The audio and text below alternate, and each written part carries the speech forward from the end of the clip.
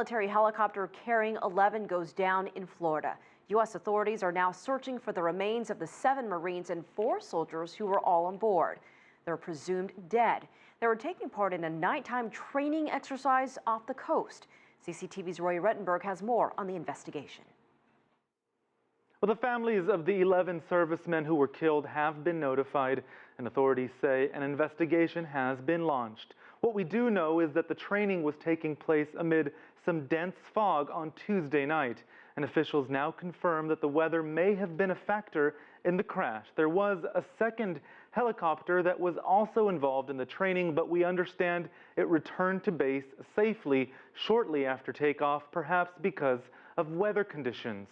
On Wednesday morning, along the Navarre Beach in Florida, authorities involved in a search and rescue operation discovered what appears to be helicopter parts and human remains washed ashore. Parts of the beach have been sealed off. Continuing fog had been hampering search efforts, but some of that fog started clearing up on Wednesday afternoon. That's when locals joined the search of this massive shoreline. It is very long and has been in U.S. military control for decades, used for training purposes. The crash happened at around 8:30 p.m. on Tuesday night.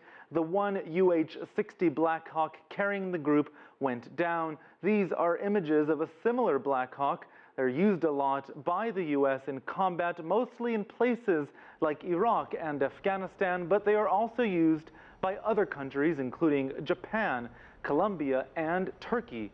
Well, this particular UH-60 Black Hawk was carrying 4 Army aircrew with the Louisiana National Guard, all of whom we understand were married and had children, and 7 Marines based at a camp in North Carolina. And we understand that those on board had, quote, thousands of hours of training. On Wednesday, top-ranked U.S. military officials were mourning the loss.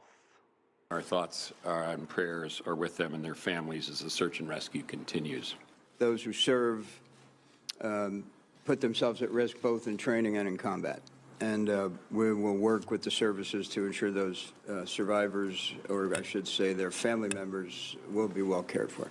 Well, the families are now coping with their loss, some still hopeful that their loved ones may have survived this terrible crash, as unlikely as that may be. And we understand that the U.S. President Barack Obama has also spoken with military officials and expressed his condolences to them and the families.